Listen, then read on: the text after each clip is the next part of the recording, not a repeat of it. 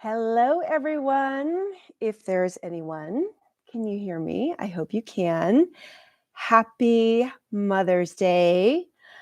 We are here in Utah visiting friends, and I just thought there are so many people, estranged parents, who spend this day alone, or, I don't know, it's a tough day for a lot of people. So I just thought I would come on and say hello and see who shows up and have a little bit of a hangout. So if you're there, say hello. If you can hear me, somebody tell me. I've only done one other live, so I'm not a live pro at this. But yeah, I found a really nice Mother's Day poem that I thought I would share with people. This is called Mother by Judy L. Landis. A mother loves right from the start, no matter if her children are near or far apart. A mother gives never-ending love. She gives us comfort and peace like a beautiful dove. For us, she will always do her best, even when we put her patience to the test. She wipes our tears, chases away our fears, encourages us to follow a dream, no matter how far-fetched it may seem. Her gifts can never compare to any other. I am so honored to call her my mother. Looking back on another year, I was so lucky to have a mother so dear. So, Mom, on your special day, relax and enjoy. And always know that I couldn't have asked for any other, more incredible person to call my mother. So consider that for you if you are not receiving the Mother's Day accolades that you used to when the kids were young. My mom passed away many years ago when I was 25. And, that was difficult. That was really difficult. She had an illness. We didn't know what it was. It progressed quickly. And I was young. And I didn't really take it seriously enough. I thought, oh, she's my mom. She'll get better. And she didn't. And I was with her. I would go see her every couple of weeks. And we talked. And our relationship really improved as I got into my mid-20s, honestly. Can anyone hear me? Because I am not receiving any feedback. Would love for someone to just let me know. Yeah, so I had seen her a couple of weeks before she passed, and we'd had a really good conversation. She was in a good place, getting good care. And yeah, I remember it was my late teens before I graduated high school. Maybe it was a junior. I might have been a junior, where I just really came to the realization that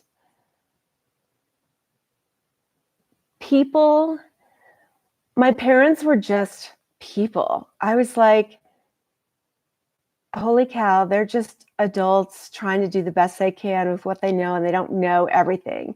I think as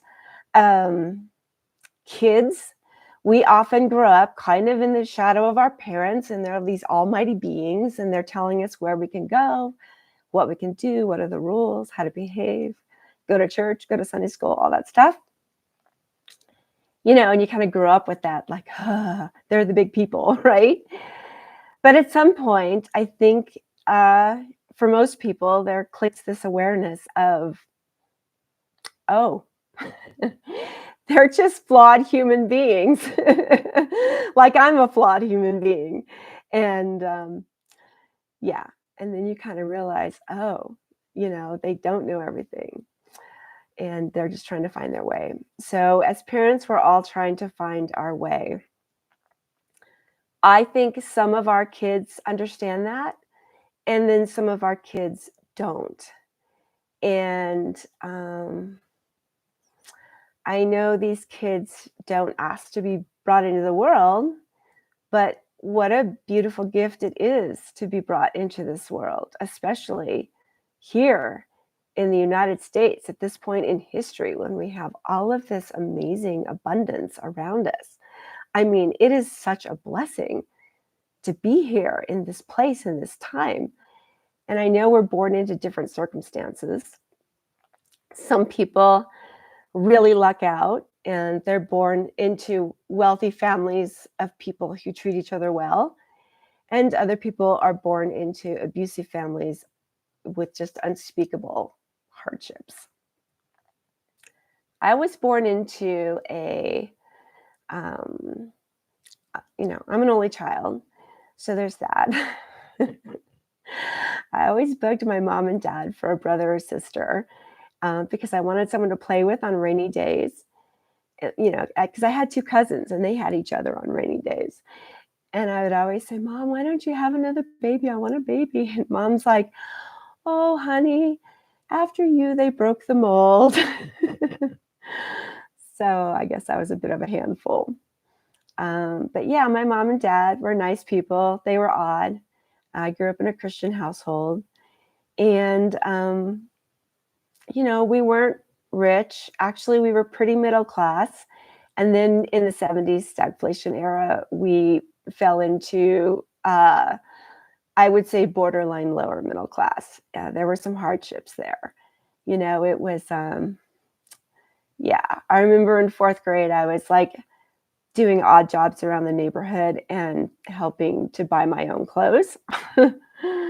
So there were challenges. There were challenges in life, but they were loving people and, not perfect at all.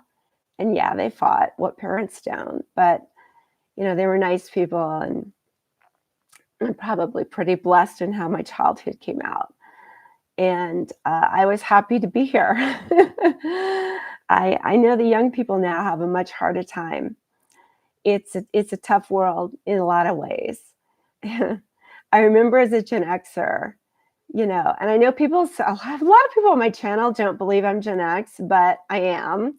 And young people, this is what happens when you don't put sunscreen on your whole life. You get old faster, okay? I remember kind of whining about how the baby boomers, this is when I was getting out of college and looking for my first job. And I was kind of whining about how all the baby boomers took all the good jobs and there just weren't them. And, I kind of graduated into a recession and it was harder to get a job and they took all the good ones. And, and whatever, I worked through it. I found my way and started a career and all that. But, now I see what the kids are up against in terms of the economic wall in front of them. And I see, oh, yeah, there's a lot of things that are challenging, even more challenging for them. And maybe it's that way for every generation. I don't know. But yeah, didn't ask to be born, but here I am. I think I got pretty lucky with my parents. Found a great spouse. Are we perfect together? No, we're not, but we did our best. And, my husband was adopted. He was adopted by beautiful people. And he, I think, was raised in some challenging circumstances because we all are, right? But, we fell in love. We got married. We waited a while to have kids, and then we had kids. And our kids didn't ask to be here, but at least one of them we know is grateful to be here, and the other one we're not so sure. But her choices are her own, and we wish her the best. So yeah, this is all we can do. We're just given the cards we're dealt, and we play our hand. I could spend all my days whining about how I didn't get the beauty privilege, right? Like Kim Kardashian has the beauty privilege. Why was she born so beautiful? And why did she get to be a superstar? There's no point in me whining about my lack of beauty privilege. I wasn't born with the money privilege, or whatever language you want to attach to it now. Okay, I guess being fair-skinned may have helped me. Now not so much. Now it's almost a crime to be fair-skinned. So the world is changing in a big way. Yeah, it's so interesting. I know I get a lot of flack on this channel, especially for that video I did about the causes of the estrangement epidemic, keywords. Everyone's like, take accountability for yourself. And and it's just kind of presumptuous of them to kind of assume that I haven't. Just because I don't share every thought I've ever had here on YouTube doesn't mean that I haven't spent my own time in reflection. I haven't spent my own time taking accountability for my part in, my daughter's decision to just, take space from us. Of course, we've both done that. Every parent does. Every parent does. If you haven't gone through this yourself as a parent, you don't have the whole picture. It's easy to sit back and armchair judge us, but you don't have the whole picture, and just because someone on YouTube doesn't share every aspect of their lives, or, I can't share my daughter's side of the story because it's her side, and I'm not going to presume to interpret her words, or I don't know. It's just not my place to say, I don't know what she's thinking. I can't really tell her side. It's YouTube. It's about my story. I love that quote by Anne Lamott, the author, who said something to the effect of, you own your story. Everything that happens to you, you own it. And if people were worried about how they appear in your story, maybe they should have been nicer to you. I'm kind of hacking that up, but that's the gist of it.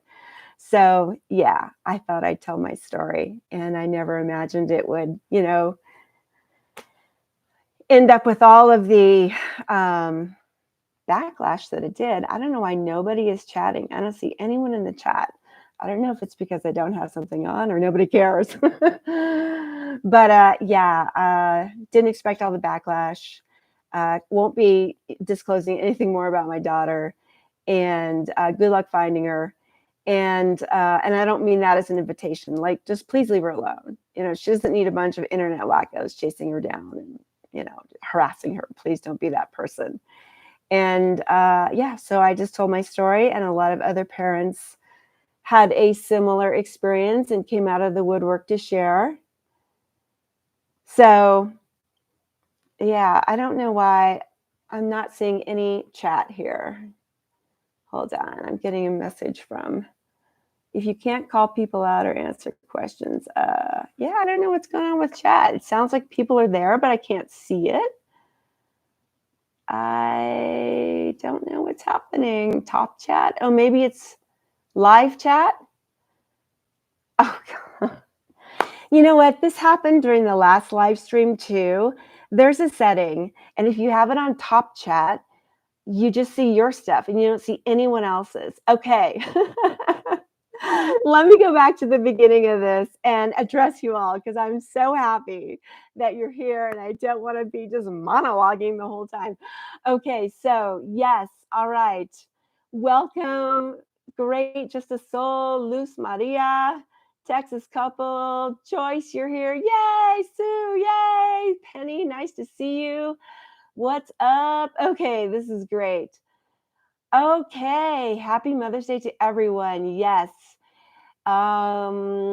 Great. Oh, we got some homesteaders. Montana, Mela. Hi, nice to see you. And D. Martin, not Doc Martin. I just assumed that. I'm on the floor. Yes. So we're at our friend's house. She has a really nice living room. She calls it classic 90s Southwest. So we're talking mauves and what's that color? That teal color and Southwest pillows. Yeah. So it's very vintage. And okay. Oh, the jab destroyed your family. I'm so sorry. A lot of families got very judgmental about whatever way they decided to go on that. I lost my mother and father when I was 23, says Donna. They passed away 2 days apart. It's hard and I miss her every day. This day is the worst. Yeah, this is a really tough day. Oh, Penny, thank you. Thank you. Reiki Wellness. Okay, a lot of nothing today. Clearly not affirmed by my own children. But it's not about you. We all do the best we can as parents. Kids will realize eventually when they love themselves fully first. Yes, we certainly hope so. Reiki Wellness.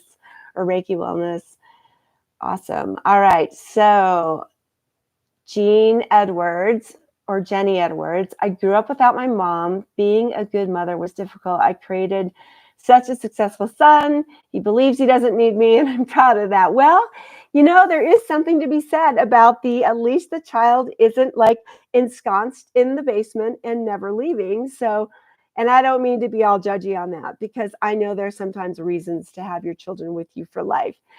So don't take that in a negative way. But in general, if you have a child whose, ability to go out and be an independent adult and contribute to the world in their own way, then yes, that is a win, and we need to acknowledge it for sure. Repent and believe in Jesus. You're holding it together well, Diane. I know it's not easy to do this. Sigh. Yes. Yes, I sigh with you. Happy Mother's Day to you all from Pippa. Penny, I'm a baby boomer. I'm so sorry. We're all cool now, but when I was younger, I was a little whiny about it. Boomers rock. Yeah, you guys do. You sure showed us how to rock. Boomers do rock. Okay, I got a lot of boomers in the audience. Okay, I'm going to knock off the boomer. The boomer. All right. Have you had kids, Estranged? Oh, yeah, they got rid of that. Yeah, Ted is flicking the trolls for me. Yeah, it's terrible. You don't think about it that much anymore. Thank you, everyone, for the Happy Mother's Day wishes. Okay, this is all great. South of Asheville, Ellen, nice to see you. Thanks for stopping by. Yes, okay. Let's see. Donna, I have 2 children. My son and I still have a good relationship, but I have a daughter who doesn't speak to me, and she's a baby girl, and I've never got to meet the granddaughter. It hurts. Oh, the grandchildren thing. There are so many levels of grandchild pain. And, as far as I know, we don't have one.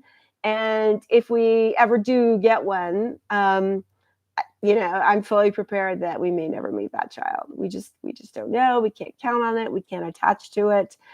And it's sad. And I know for a lot of parents, sometimes they do have that period where they're able to welcome that grandchild into the world, and then something gets turned off, and then they're just left with nothing.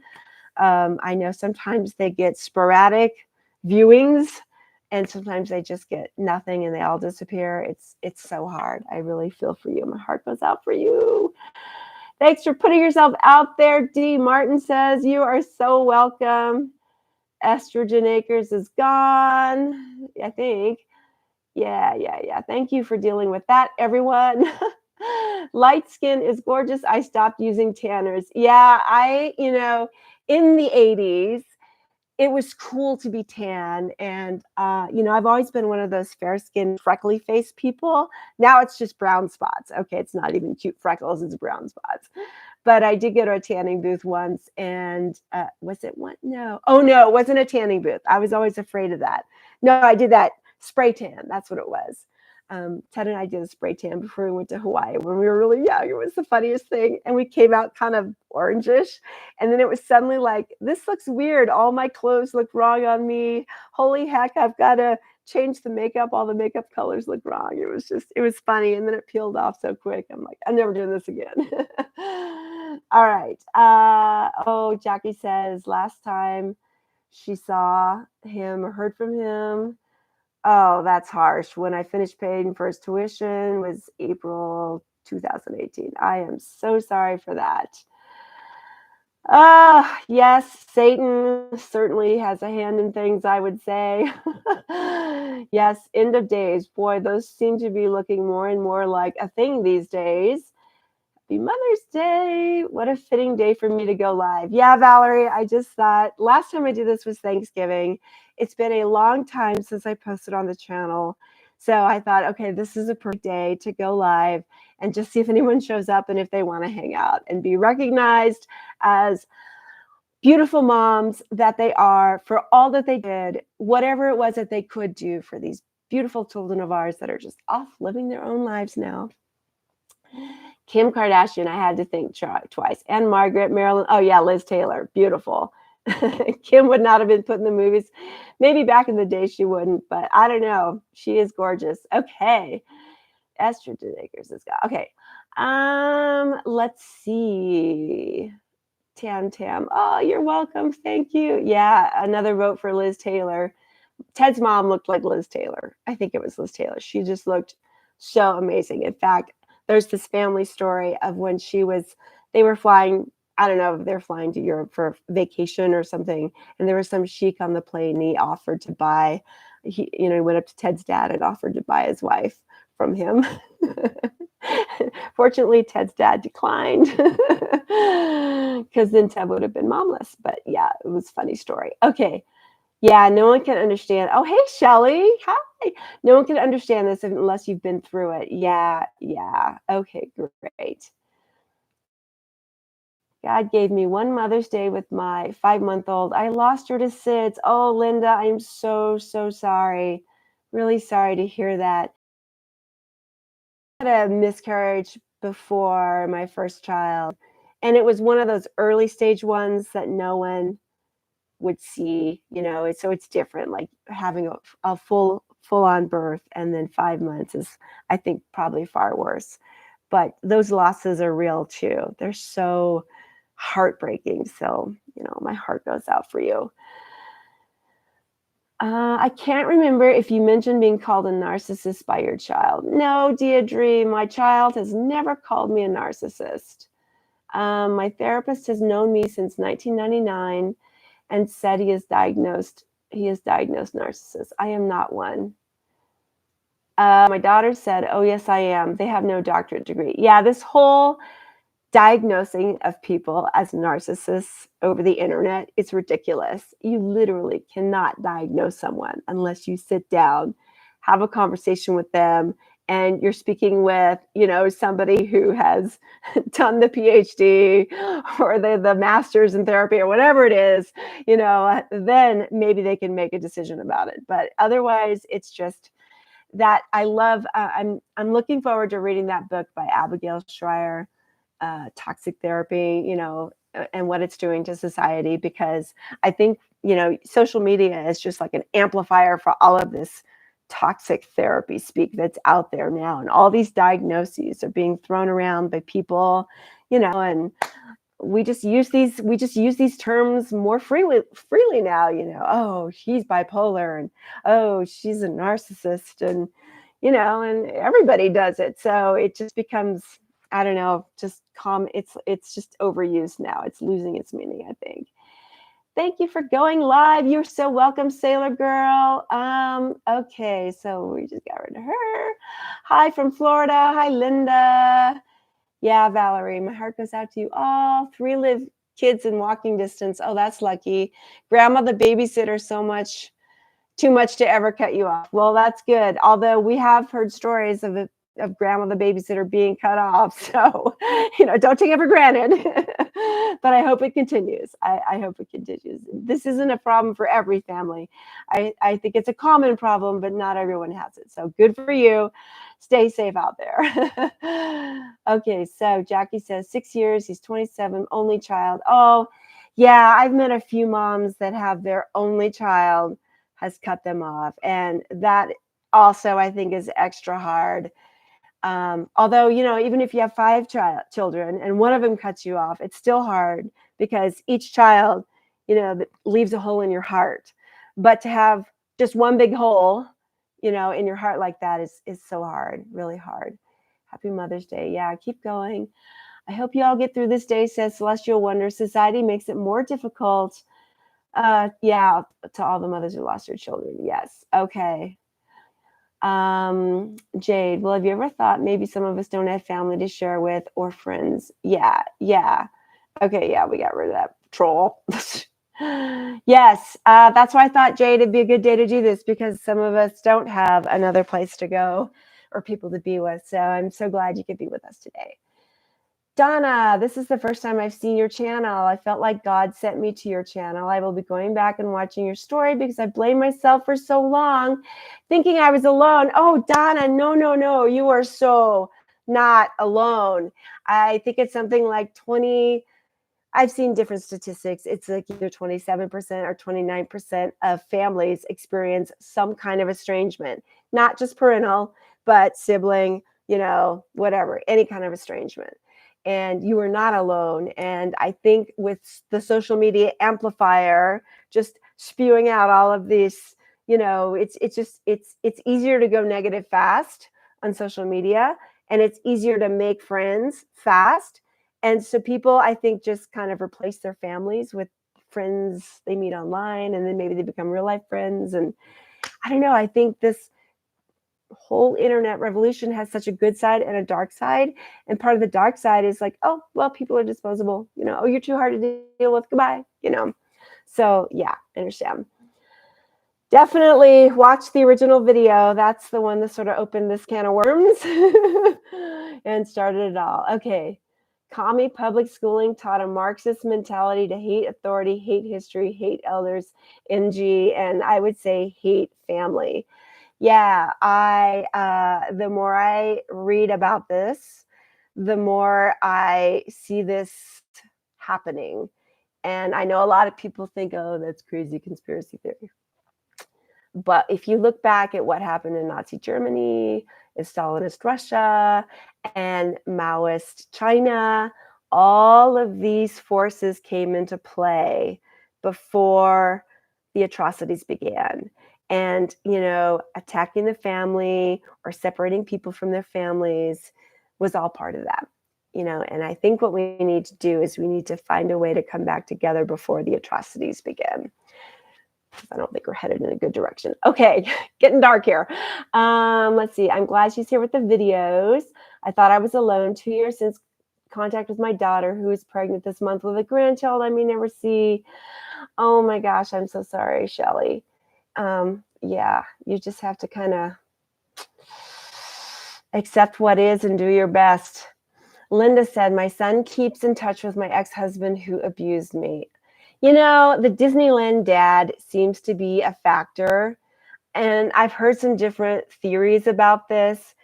Often if the mom and dad split and maybe, let's just say in your case, maybe the dad alienated you and abused you or whatever, they will often, the mom is the rock they can count on. And so they will often gravitate to the Disneyland parent, the one with the promises and the money and all the good stuff, and, kind of keep you as backup. That was, I learned that from a therapist. I thought that was pretty interesting. She sees that a lot. By the way, I'm not a therapist. I'm just a mom that's been through it. That's it. You can get therapy if you need therapy, by all means. Okay, we recommend it. Yeah, COVID wrecked many families, for sure it did.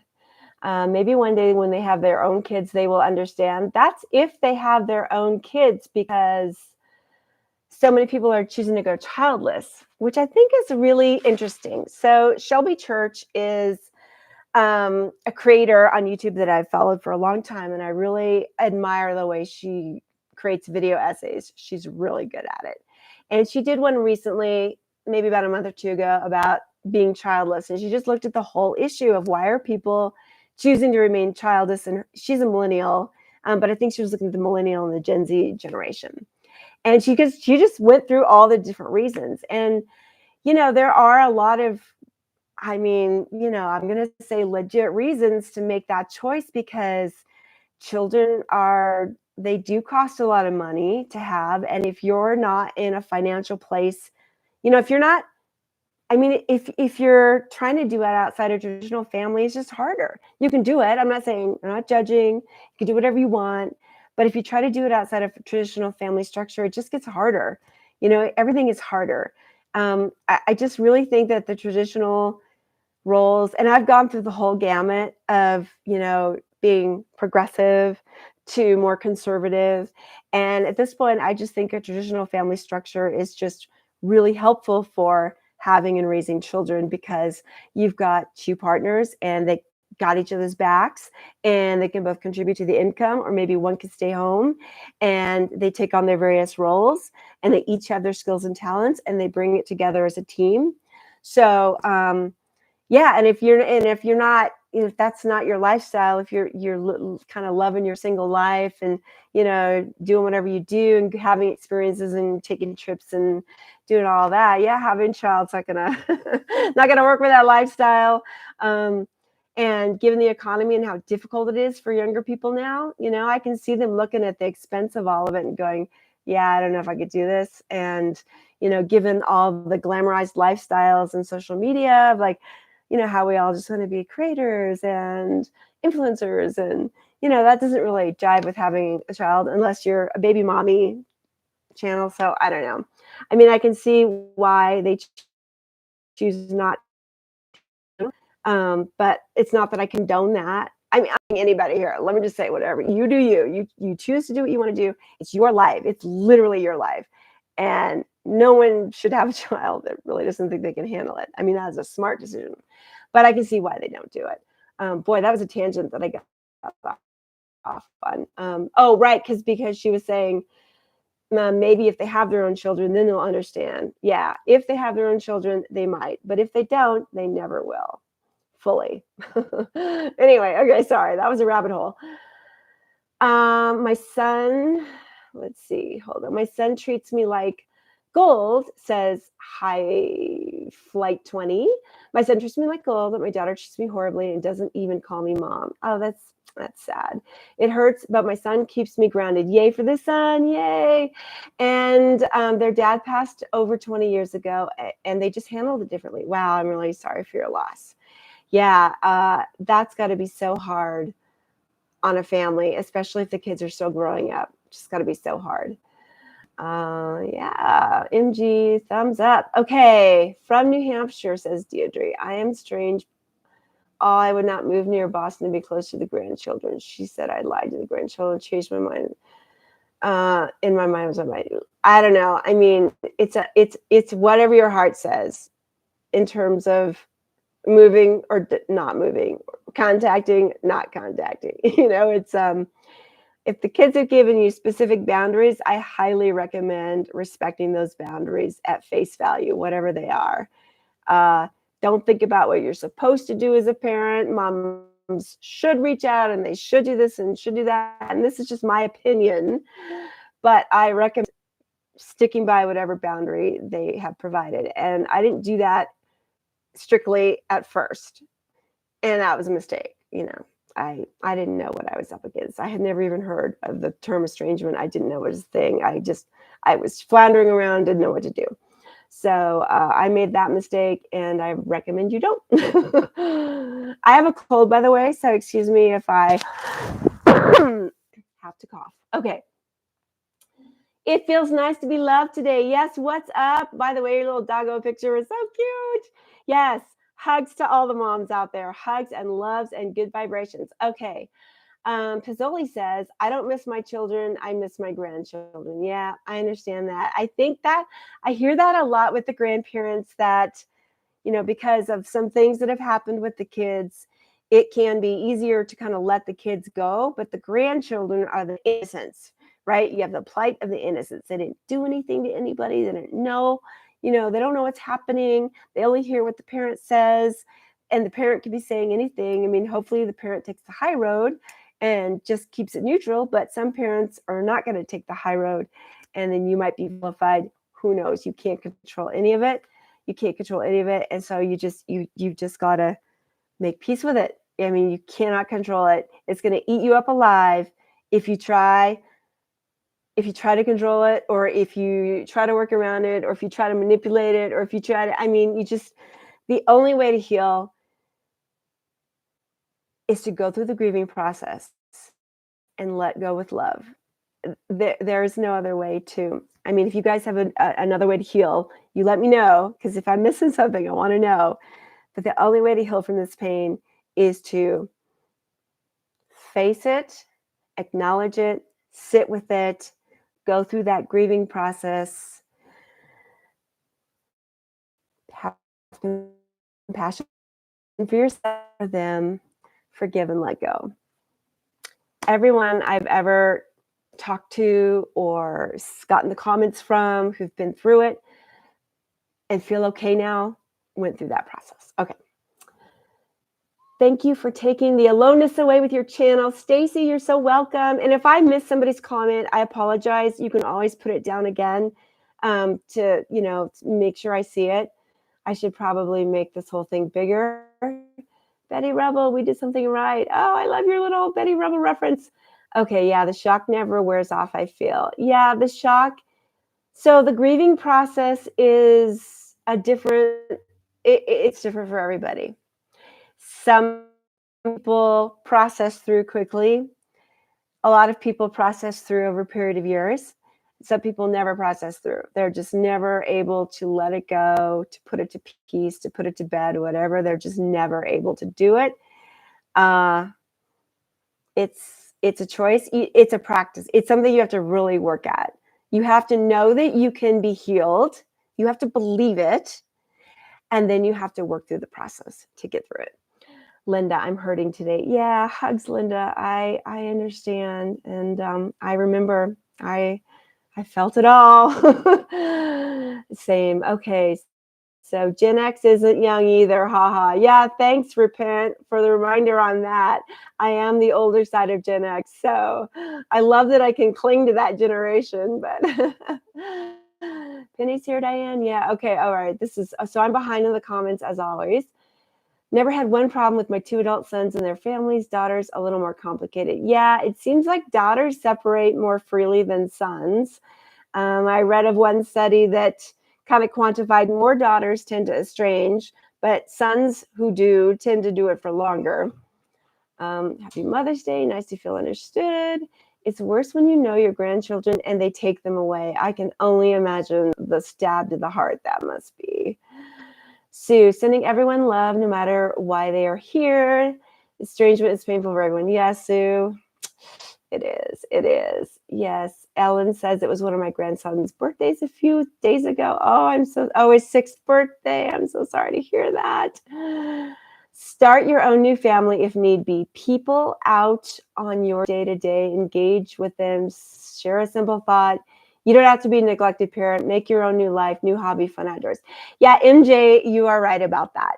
You really are right about that. And, if you are kind of forced to pull together a new family because of your circumstances, then do it. It's just process your grief and then find a way to get involved with your community, whether it's through your church or maybe you can volunteer at your local school, your animal shelter, whatever, pick up those hobbies that you dropped when you had children, pick up those interests long forgotten, pick up new interests. I have moms that they go to weaving groups and they found a lot of camaraderie in these types of craft and hobby groups, gardening groups, just, whatever your passion is, it's part of the healing process to pick up something positive in your life and just kind of nurture that thing. Even if you don't 100% feel like it, you need to nurture some good stuff in your life. Like your mind is a garden.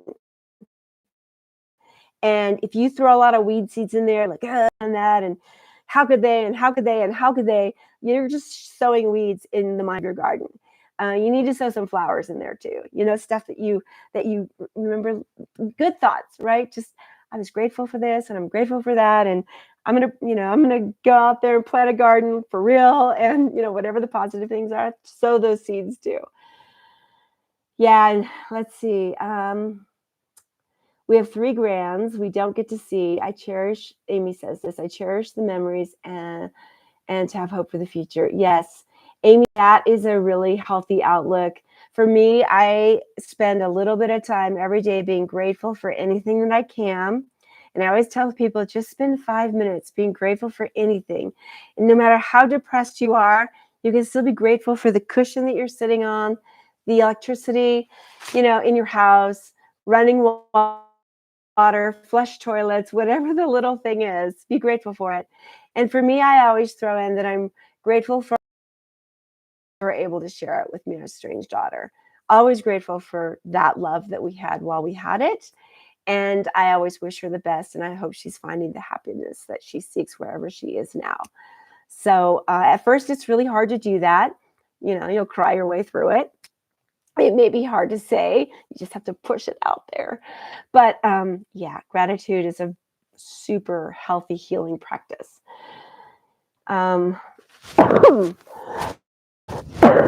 Sorry about that. Judy says, hi, Judy. I don't think I said hi. Estrangement with children is becoming more common. Yes. Wake Up Call says, tough day for me today, but I know I'm not alone. Yeah, this is the club nobody wants to be in, so welcome. Welcome to you both. Happy Mother's Day to all the moms out there. Yeah. Valerie says, my heart really goes out to all of you. If you can do something special for yourself today, mani, pedi, maybe. Yeah, definitely do something special for yourself. And maybe it's too late to schedule a mani-pedi, but, go on a beautiful hike, or go to a public garden, or go buy yourself a little scarf, or go to a candy store and get some chocolate truffles, just something. Do something, especially if you're alone and you don't even have anyone with you to say, happy Mother's Day or whatever. I mean, literally just go out to the store and buy yourself some flowers. It's okay. You don't need other people to validate your love and effort as a mother, right? You know what you did. You know in your heart that you either birthed or adopted a helpless human child, and you raised them from all that neediness up into the point where they're adults that have gone off on their own paths. That is a huge accomplishment. That is noble work. You can go out there and buy those tulips yourself. Do it and celebrate you and honor you, because you deserve it. You deserve it, okay? My heart really goes out to all of you. Yes, yes, yes, yes, yes. Okay, I'm going to try to catch up on this. I have my own tanning bed, says Amy. I can't remember if I tried. I don't think I tried it. I was given the option to go into somebody's tanning bed at one point, and I took a look at it, and to me, it just looks like a coffin with lights, and I just think I would flip the heck out, because I have a little tendency to get claustrophobic, and I think I'd opted not to, unless that's how they do the spray tans. Then I guess I did it once. I don't even know. I'm getting so old, I can't remember all these details. All right. My boyfriend's grandchildren adopted me. They call me Mimi and love me very much. Oh, Pizzoli, that is so nice. Yeah, that is really nice. I've talked to a lot of moms that maybe their starter husband didn't work out so well, and they learned their lesson, and they married a secondary husband that, or maybe even a third, that worked out better, and the stepchildren and step-grandchildren involved. And, you can definitely kind of create an experience once you move them out. My gosh, you guys are so far ahead of me, or am I so far? Okay, this may be a case of I may have just skipped a whole selection of y'all. Oh no, here we go. Okay, I found it. Just kidding about being a boomer, Diane. Oh, it's okay. You can be a boomer. This is a boomer safe space, okay? It is a safe space for all ages. The thing is, you just have to be a nice person, okay? You can even be young and be here. You just have to be a nice person, like a nice, compassionate human being. That's all. Okay, Lucky Lady says, I'm still heartbroken by my daughter, but contact last year with no explanation. Wow, good. I'm bedbound with no one else in my life, so I am totally alone. Oh, I'm sorry. I misunderstood that. I thought she contacted you. I can't understand how she'd be so cruel. Oh, Lucky Lady, I'm so sorry. I am really, really sorry. I hope you're getting the help that you need from other sources. Okay, I'm sorry. So she stopped. She cut contact without any explanation. Okay. Yeah, I am so sorry. We are sending you hearts and hugs and loves from all the moms here to you. Judy asks if I'm still camping. I will this summer for sure. Riki says, I paid for a wedding. Oh, man. I know. I've heard so many stories. Parents, we owe you nothing. However, I do think that the 10 Commandments are good rules to live by, whether you're Christian or not Christian. They're just common sense. And I do think honoring your father and mother is a good practice for civilization, because, if we don't respect our parents, honor that, if we just is like, oh, Mom and dad, I didn't ask to be here. Goodbye. You're difficult, cut you off.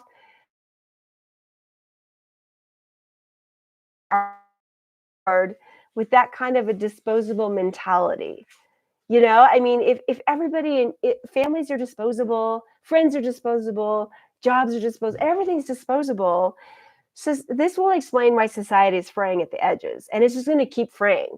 Like the more disposable everybody is, then the more society is going to fray apart. And I do think that families are the bedrock of civilization. What has been with us since the beginning of time? That would be the family unit.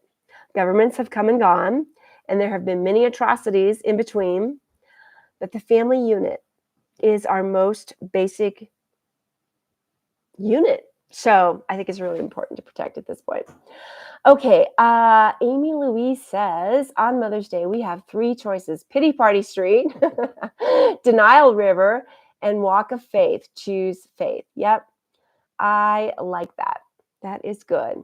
Faith, no matter what your faith is, have faith. This too shall pass. Okay. When people hear you and don't talk and see them, okay, I gotta read slower.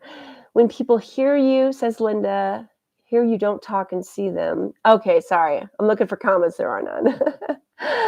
Do over. Linda says, when people hear you, don't talk and see them, you get judged as a bad mom and don't even know your path you had to walk. Yeah, I would just say at this point, the judgy people, who cares? It's just, who cares? And I know it's hard to get to that point because truly their opinions don't matter. They really don't matter. If people judge you without walking a mile in your shoes, or judge you based on all their 20 assumptions they just projected onto your video they watched on YouTube, or their 10 projections they assumed when they ran into you at the supermarket, and they're judging you, those people are just, they're not wise. They're not wise. They don't know. They weren't there. And them just judging you is the sign of a weak person trying to make themselves feel better, really. I mean, what else is judgment? It's just, well, I still have my children, so I don't know what you did wrong. That's just a small person trying to feel better. So I would just look at them and smile and just, yeah, and continue on your way, because they literally have no idea. No idea. And it can happen to anyone. And it does happen to anyone. It happens to rich people, poor people, Black people, white people, people who abuse their kids, and people who never once abuse their kids. It happens across all kind of families. Okay, Michelle, Gen X mom. Woohoo, yay, Gen X. Celestial Wonder says family dissolution is the society. That does seem to be a big part of it. Happy Mother's Day from Carol. Penny says, thank God my XDIL and I love one another very much. I get to see my granddaughters often. Yeah, that is so lucky. I know that there's a lot of family issues that could come up with a daughter-in-law or a son-in-law who come into a marriage with a lot of insecurities, and then they project that onto the situation. They try to control things, or maybe their family is very controlling, and that family kind of pulls her strings or his strings to control the son or daughter, and it's just like a poison pill in the family. If you happen to marry into manipulators, that can be a really tough situation. And it's not something you could prevent necessarily, because it's your son or daughter's choice to marry who they marry. I mean, literally, you are marrying their entire family. And just, if there's any millennial moms and dads out there with younger kids looking to avoid our situation, just be aware that whoever they marry, it's the whole family. And so you really want to know those people before, yeah. Advise your children to really know those people before they commit. Okay. The Meghan Markle syndrome. This owned her entire family. Yeah, Meghan Markle. That seems like a situation. Linda says, back in the 80s, I bet there wouldn't be all of this in the situation. There are too many. It's unbelievable. Yeah, Linda, I don't know about that. I know there's debates about that now because, people on social media, especially during COVID, a lot of families, I think, kind of broke up over COVID. And so there may have been a bump over COVID just because of, are you vaxxed? Are you not vaxxed? And everyone was paranoid about dying, which I understand. And so families broke up and there were a lot of squabbles. So I would imagine there would have been a COVID bump. I know when I did a survey on this channel about estrangement, huge majority of people, it happened during 2020. But, family estrangement has also been time, and maybe there's kind of how much of it is that the social media, everyone's just talking about it more, and the internet, everyone shares more versus, it was really a thing. I don't know, I would guess that it was a thing, but less of a thing back in the old days because we didn't have the internet to help us find new families so easily and substitute them. And on TikTok, that's totally normal. And so, ditch your toxic family, get a new one. So maybe on Facebook it is too. I don't know. Maybe on X it is too. So yeah, it just seems to be more normalized now. You don't like your old family, get a new family. That seems to be the way society is going. Happy Mother's Day. Okay, so parents feel used, but I do the same thing, says Reiki Wellness. I do the same things if the clock could be rolled back. I love them regardless. It is grief. So sounds like you grew up in a tough situation. At least with you pet moms, they love you with unconditional love. Yes, pet moms. That's another idea. I mean, okay, a dog will never replace your child. Okay, of course not. But I do think pet companionship can definitely help get you through this as well. This is tragic. And yeah, I keep trying to talk Ted into getting a dog. I mean, a dog is kind of like a child in that they're very needy compared to a cat. Like we've had cats most of our adult lives, and I grew up with dogs, so I know dogs. But we've been cat people most of the time because they're just easy. They're a lot easier. Dogs, you got to take them out all the time. You got to train them more, So maybe one day we'll get a dog. I think he'd like a really cute little one, but we'll see. Okay. Linda says, heartbroken, close to 3 grandbuddies, 4, 3, and 2 years when estranged from beautiful daughter who we were close to, son-in-law narcissist. I'm so sorry. We have 3 sons, 3 granddaughters that we were close to. Hold then. Well, I mean, I'm not going to say it. I'm not going to say it. I mean, I want to say it. I think everyone wants to say, at least you have somebody, but I know it's like you have those huge holes in your heart. It's just like the more children you have, the more potentials for holes in your heart you have. And then the more grandchildren you have, the more holes you have in your heart. So it sounds like you've got 3 holes in your heart, and maybe the 4th from the beautiful daughter. So that's a lot of holes to fill. And it takes time and energy and effort and belief that you can do it. And it's never really full. It's like filling in a pothole with gravel. Yeah, sure, it's patched up. Or you patch it with the asphalt. It's patched up, but it's still scarred. You know what I mean? Jackie, it's worse than a death in a way. It's like a kidnapping and not knowing if they are alive. Just awful. Yeah, Jackie, it is awful that way because you're dealing with ambiguous grief, ambiguous loss. Ambiguous loss is the kind of loss that people in society, they don't know how to cope with so well. We're not really taught about it. If somebody dies, everyone's like, I'm so sorry for your loss. There's cards for it. There's flowers for it. There is a ceremony for it, and there's this huge, reception afterwards if you choose to have a memorial or whatever. But there's a whole set of rituals for a death loss. And it is helpful for you to pass through those rituals. You're still going to grieve the loss of your loved one, but at least society and your friends, they kind of know how to cope with that a little bit better. Not that we're schooled in death loss either, but ambiguous losses like a missing child, a kidnapped child, an addicted son or daughter that's disappeared onto the street or whatever it is. Those, even the loss of the loss of your spouse, I guess, too, not the death loss, but a divorce loss. People are learning to have ceremonies around that, but these losses are more difficult for people. They just don't know how to comfort you for that.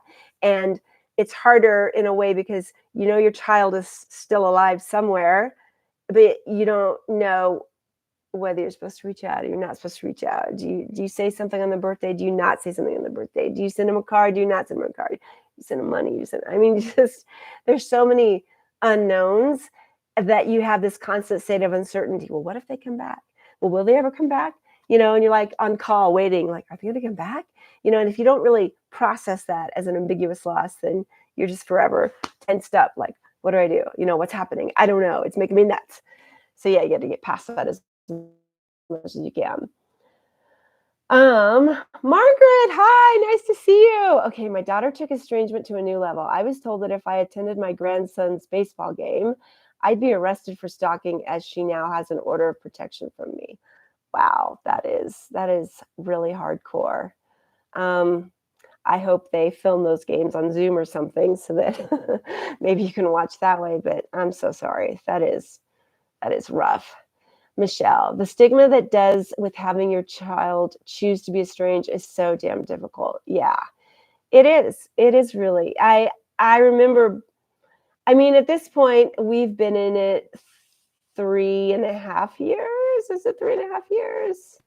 Yeah, it's 3.5 years. So we have really processed through it, and we've, taken a lot of effort to process through it and just accept it as much as we can. And at first, I remember being very hesitant, to how your kids, how's your daughter, that particular daughter. And I remember being hesitant at first. And I'm like, what am I going to say? But I think early on, I just decided I'm going to say it.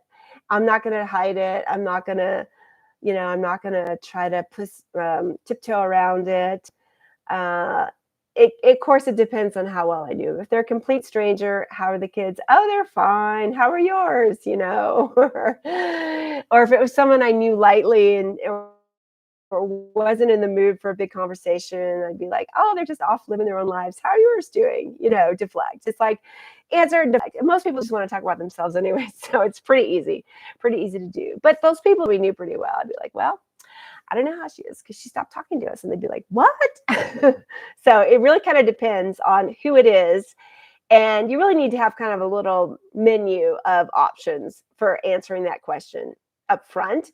Because when you're blindsided and you're in a delicate moment and then they ask you, how are your kids? And then you want to cry and they're like, what's going on? You don't want to be caught up like that necessarily. So you want to have like a little answer A, answer B, answer C, depending on the situation. And then sometimes you just want to shut it down. Maybe it's the most annoying person on the planet and you're like, you don't want to talk to them. And you're like, yeah, I have no idea because she said she hated me and she never wants to see me again. How are yours doing?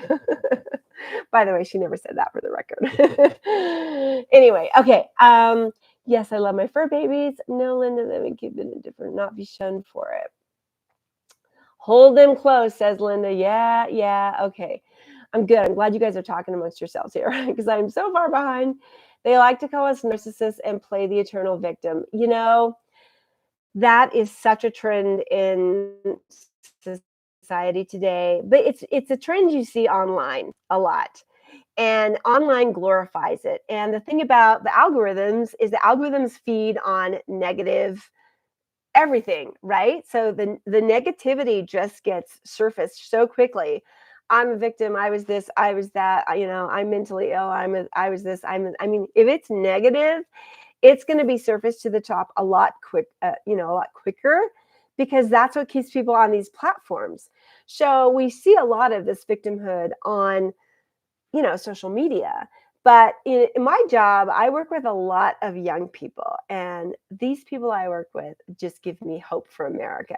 They're hardworking, they're really conscientious, they care about other people, they're doing the best they can, they're working hard, they're saving, they're getting married, they're starting families. So, online is one thing, but real world is another. And I think we need to keep that in mind as well, too, because yeah, online tends to blow out the negative. Martian Magic, hello, welcome. Let's see, Reiki says, yep, my therapist said as a mom, I'm too hard on myself trying to find the why. It's not up to us to fix it. Yeah, that's right. It really is not. I mean, you can only reflect on the same things for so long, especially without any kind of additional input. And you can go through the memory boxes and the journaling, and you can go through all of the searching your soul and, writing it down and processing it and dealing with it. And in the end, you did the best you could with what you knew. And I know they hate it when we say that, but that's what they're doing. Even though they're choosing to live their own lives and not contact us, they are also doing the best they can with what they know. And we need to remember that as well and have compassion for them. But we need to have compassion for ourselves. So 100% I agree with your therapist there, Reiki. Yeah, you just can't keep beating yourself up. The shiz talker in your head, it feeds on negative energy, and it just needs to stop. It needs to stop. You need to nurture. Remember that garden of your mind? You need to plant the pretty flower seeds in your mind, the compassionate self-talk, the prayer, the meditation, the great gratitude for what did go well. Plant those seeds, have compassion for yourself, and, do your best to move on. I don't know if it's Jean or Jenny, so I apologize for hacking your name. I think that girlfriends and wives change the dynamic of a mother-son relationship. Yeah, that is true. I thought I knew my son. He is with someone who has and does all the things he criticized about me when young. Yeah, that's really interesting. Yeah, that is so interesting because, I think when you're the child going off to find a partner in life, it's like, oh, I don't want to be like this part of my parents or that part of my parents. But I think there's that subliminal part where you did admire certain things for certain reasons. And then you go off and you look for that. And maybe some of those things are connected to the stuff they criticized. I don't know. It's kind of funny. Diane, I see a number that looks like you have 87 folks. Woohoo! Yay! Okay, 83 now. Way to go. You're rocking, sweetie. Thanks for the pep talk, Penny. I really appreciate it because, yeah, these things make me nervous. Okay, Marcia said, Marcia. Okay, flowers and food from my one daughter. Yay, Marcia. That's so sweet. Stacy says, after you've been financially and emotionally drained, they leave. How could we not feel used? Yeah, that is a bitter pill to swallow. That is a bitter pill to swallow, because then you wonder, wow, how could I raise someone so ungrateful? And I'm not saying I did that. But yeah, I mean, it's just, there's going to be, in that whole thing, there's going to be a lot of anger. There's going to be a lot of resentment. There's going to be a lot of negative emotions that you're just going to have to process through, because it's very usy, and it is what it is, and you're just going to have to process that and move through it. I mean, I can only imagine what the child is thinking, but you can't control any of it. And it's just you have to release. You just have to release, let go, release, snip, and really focus on. I mean, this is another path to healing, or part of the path to healing, is remembering, giving yourself the grace that you did your job. They're out in the world. They're doing their thing. It's time to let go, because you've done your part. And I've gotten so many comments that say this. It's time to refocus on you. This is your final, whatever it is, quarter of life or third quarter, fourth quarter of your life, it's time to refocus back on, all right, sure, there's a hole in my heart here. Let's patch it up as much as we can. It's like a bomb went off, whatever. Let's clean it up. What else is left? What else can I focus on? Where are my passions? Where are my loves? Where can I help others? Helping others is a huge way to kind of help you get past this as well. There are many tools in the toolbox for getting past this, and they don't, not every tool works for everybody, but you pick the ones that work for you and go with those. Let's see. Leopard Dappy Girl. I don't think I said hello. 2 Tim 3 2 times in the last days, terrible things will come. For men will be, this is a biblical quote. For men will be lovers of themselves, lovers of money, boastful, arrogant, abusive, disobedient to parents, ungrateful, unholy, unloving, unforgiving. Yeah, I used to think Revelation was pretty extreme, but now it's kind of looking like the deal of the day, I guess you call it. Okay, Deborah agrees. Yeah, traits that were labeled personality now are okay. Oh, right. She's saying, I agree. Traits that were just personality are now labeled. It's ridiculous. Yeah, I think the number of diagnoses in the DSM, which is the big manual of all things psychological diagnosis, has gone from I don't know, I think it was 200 something to over 300 now. I mean, there is a lot more on the plate, so to speak. How did you ever get over the pain? I should do a video about that. That's kind of a long conversation. It's a process, but in a nutshell, I would say it's a grieving process. It's ambiguous loss, so it's a little bit different. And you really just need to go through the grieving process, dealing with ambiguous loss, and do it mindfully, step by step. There are a lot of good books. I think I always recommend Sherry McGregor's book, Done with Crying. It's a very good book, very well researched.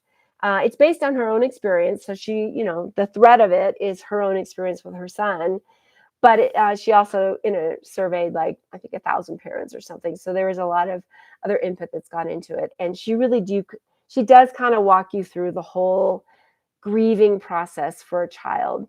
And it's really good. I mean, if you're just looking for a book on the topic, that'd probably be the first one I recommend, because that'll help you through it. Let's see. Okay, so we've got the Suzanne. Okay, I have one son who lived here for 3 years. He's a drug addict. Oh my gosh, I'm sorry. My trans son who went through his transition from female to male. I was his biggest supporter. I have totally cut them out of my life. Yeah, sometimes it's the parents that have to draw the line for various reasons. And it could be for any of the reasons they cut us out of their lives, right? It could be differences of political thought. It could be differences of lifestyle choice. It could be religious differences. It could be abuse. I have talked to parents who have had to be the ones to create the boundary because it's their child who is abusive to them. And it got to be so much that the parents could no longer take it. They just could not take it.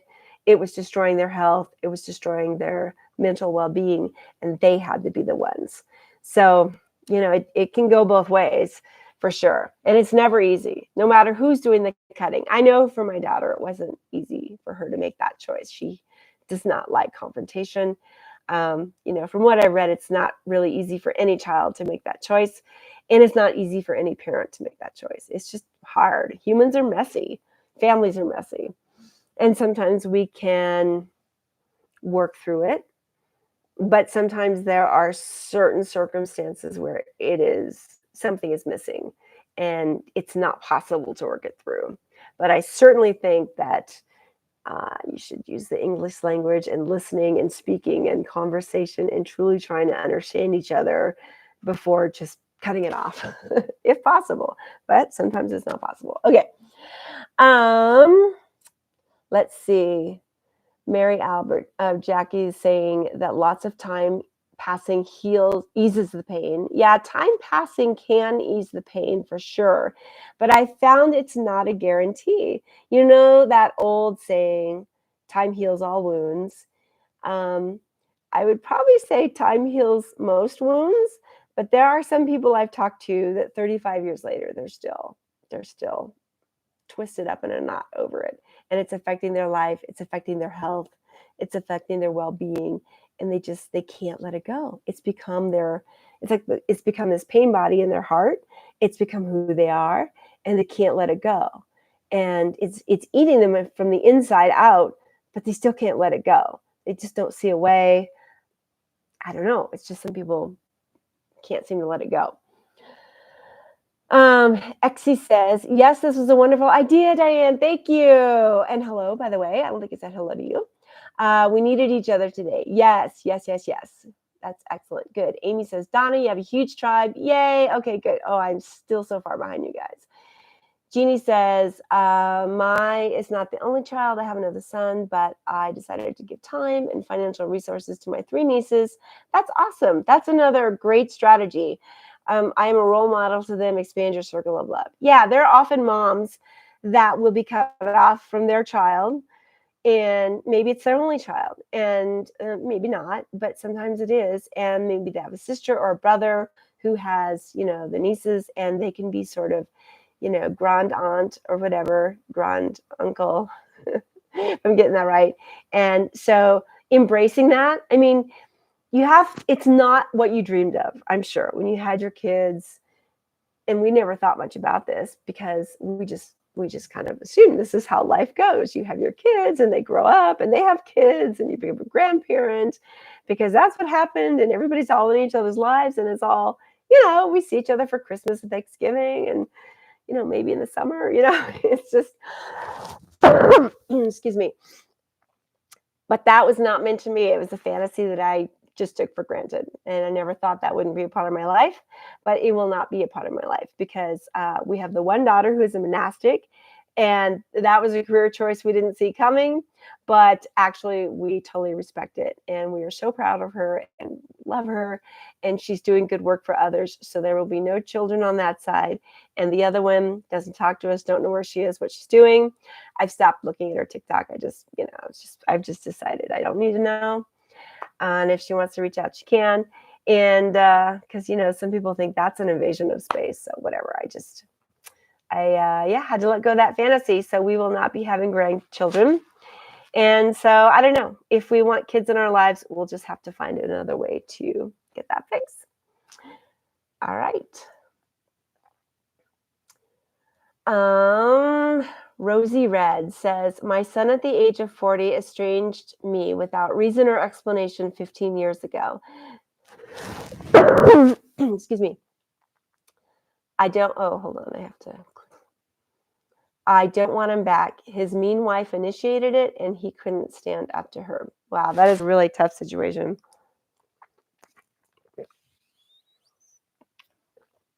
Getting that dry cough. Yeah, Rosie Red, I'm really sorry to hear that. That is tough. It sounds like you've moved on, and sometimes that's all we can do. Valerie, I just don't get it. Just remember, it's about them, not you. It is really a them thing because they're the ones who, excuse me, they're the ones who can't even talk. Okay, so we've got the verge of rapture. Yeah, I wondered what my grandchildren, 2 are 10, 1, 8, were told why I have not been over to see them. Sorry. My beautiful hosts have supplied us with an endless supply of Ricola, so I think I need to do my Ricola right now. Yeah, that's the sad thing about the young grandchildren. We don't know what they're being told. And it could be benign or it could be absolutely nasty. We just don't know. Can't control it. I think reputation is another thing we have to think about learning to let go because, we get really attached to them, especially with the grandchildren.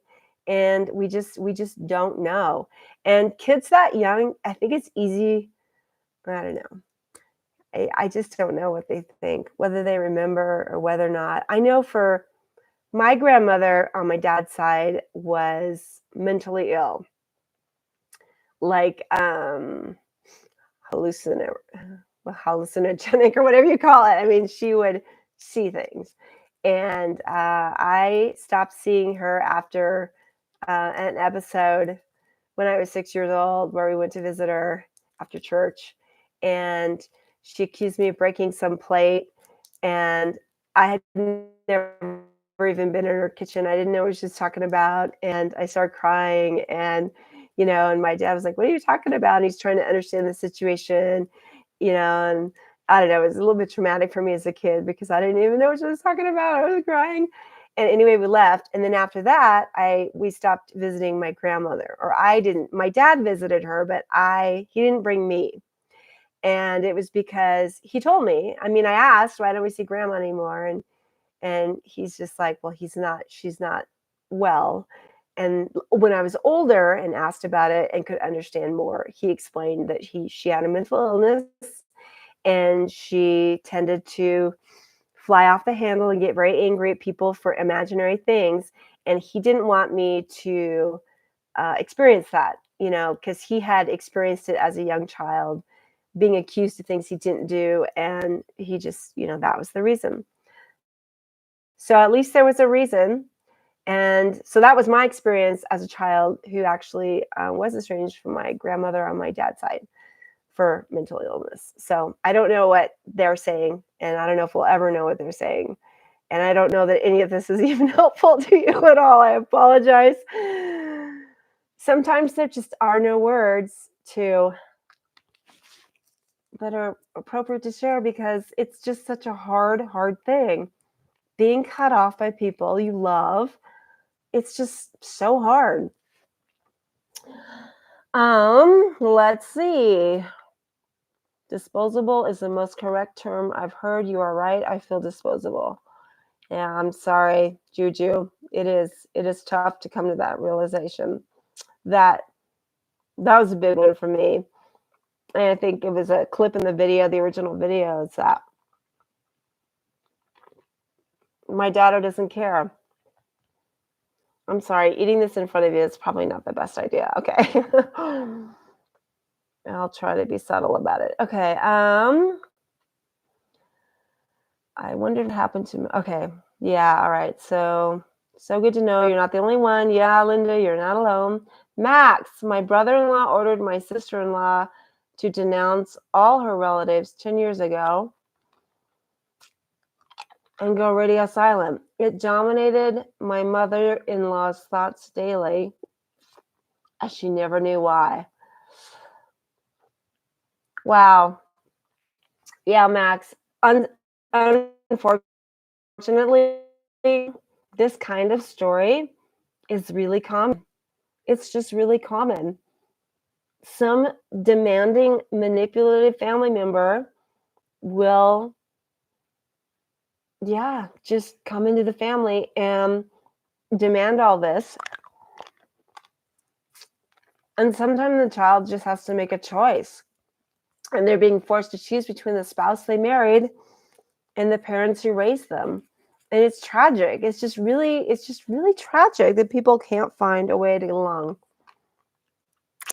Sorry, I just don't want to chew this while I'm talking to you. I think it's probably going to be gross and rude and make weird noises. My apologies. Okay. Yeah, and unfortunately, that's a really common story. And and people never know why. I hear that all the time. They just don't know why. Like, what is it about us? We tried to be so friendly. We invited them to things, and they just denounce us, and that's it. There's just no explanation. Donna says, I felt so ashamed for many years to talk about this problem for fear of judgment. Yeah, Donna, you are not alone at all. We have, there are a lot of free Facebook groups out there where you can go, for estranged parents, lots of them out there. We have a private paid group that is a private platform because we have a lot of parents that don't want to go on Facebook or other social media platforms because it's very triggering and things come into their feed that just are like, I can't deal with that. Yeah, so in the description of this video, if you're interested, you could click there and learn more about our group. There is a fee for it because software costs money, and it also keeps out the trolls. So it's a very small, quiet, safe place to, kind of share your thoughts with other people.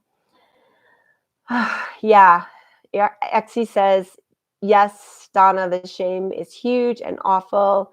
Shame is something that is, I would really work to shake that off, because it's not, as somebody said before earlier, it's not really a you problem. It's a they problem. Now, I know that the kids will come into the comments here and they'll probably fight that point, but it's a we problem, right? But when somebody cuts you off and they won't even talk to you like an adult, right? We're all supposed to be adults here. There's something wrong there. Like, why can't we work it out? Sorry. Yeah. So the shame is that's you judging yourself. That's your shiz talker in your head giving you grief. You need to approach your reflections about this whole situation with compassion, and that takes a little practice to cultivate a sense of compassion for yourself and a compassion for your child. Think about it like you need to kind of reflect as a friend to yourself. You need to be a friend to yourself. Don't let that voice in your head talk to you. I mean, like, you need to only talk to yourself like you would talk to a friend. Like, that voice making you feel shameful, you would never do that to someone else, right? You'd never do that to your friend. You need to take that on. Be a friend to yourself. Be a nice person instead of that mean person to yourself as you're going through the reflection, because the shame it doesn't serve you. Flatulating yourself, judging yourself, guilting yourself, shaming yourself. It just doesn't do any good. There's no constructive purpose to it. You really just need to reflect with compassion and, yeah, sure, be accountable for what you may have done wrong. And, maybe how you could have done it differently. And now, if they ever come back, you might treat them a little bit differently. I'm sorry. But yeah, be kind to yourself. Okay. When they get a little older, hopefully they will ask themselves, hold on, I need to, okay, yeah. Yeah, my apologies if I accidentally skip somebody. It's just this type is so small. Stacy says, I'd never trust them again. Their BS sent me into depression tailspin. They will not get another opportunity to do that again. Yeah, that's a boundary. Excuse me. Yeah, sometimes you have to set that boundary that you're just like, well, yeah, for my own mental health, I just need to be here for a while. And, maybe work on that wall. I mean, at some point, I think ideally, and this is just my opinion, but I think ideally as a parent, you want to get to that point where you've kind of worked through all of the garbage, the baggage, the bad feelings, the reflections, the accountability, all of it. And you want to get to a place of acceptance and forgiveness for them, for yourself, letting go with love, kind of just sort of releasing the situation and being okay with it either way. Because when you're at that point mentally, if they do decide they want to come back, then the door is cracked ajar for them. And if they don't, or you don't want them to, then that's fine. That's a different matter. You can shut that door. It's really up to you. Donna says, I felt so ashamed for so many years to talk about this problem for food. Yeah, I think I read that one. Okay. I can relate to all the comments. I know I'm in the right place here. Linda, yes, welcome. Okay. Oh, This is interesting. Repent and believe in JC. I've heard the geomagnetic storms we're experiencing now is going to take out all the technology back to the Stone Age. I think our kids need that. Well, that would be a really interesting day here in the US, wouldn't it? So far, the internet's still working. Jackie says, Donna, me too. All right, you guys are helping each other. I love it. Repent says all her kids are childless. Celestial Wonders notes that fertility rates are plummeting, at least in the Western world, which is interesting. So our kids are choosing not to have kids, but in the rest of the world, there are people having lots of kids. Okay. We all have traditions for a reason, says Pizzoli. Yes, we do. Yes, we do. We have traditions for a reason. Traditions are, I know when we're young, we think we're so smart, like mom and dad, they don't know anything. And finally you're let out of mom and dad jail and you go out and to do all the things you want to do as an adult. And that's great. Period of discovery and all that. And traditions, they don't get it. And this is the new way. And I remember the new economy and there's always new something, right? And those little people, what do they know, and, as you get older and you kind of see more things, you see more kids come and go and you learn more and you realize, oh, yeah, traditions are pillars of society for a reason. We have evolved to this point of interdependency. And here in the US, we have nice houses and running water and electricity and internet and movie theaters and shopping and hiking. And we just have this fabulous quality of life dependent on a supply chain that ends up with food in the supermarket, and farmers somewhere are growing. And, so there's this huge interconnectivity that is super important. It all leads back to family, because if you don't have kids, there's not going to be people to fix the nuclear power plant when it breaks down or keep the lights on or any of that stuff. So interesting days ahead. Families used to be multi-generational and helped each other out. I can't imagine raising kids alone today. Yeah, that's true. They did. They used to be intergenerational for a long time, and then we got away from that for a few decades. And I think now some families are coming back to that because it's so expensive. The kids, really don't have a choice. They will often come back and do mom and dad's basement for a while they save their money for their first condo or whatever. So, it's kind of coming back in a way. If they still talk to their parents, they might have that option.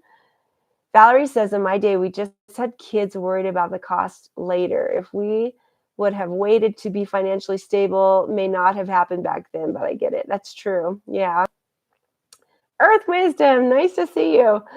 Daughter sent Happy Mom's Day in a text a few years ago. When I said thanks, I felt worse, as it's for herself, her guilt, and thanking her is like approval, like I don't exist is acceptable. Well, I don't know. I mean, it's text, so you have to be careful about what you read into a text. That's the problem with electronic communication, or even this whole parasocial relationship on video thing.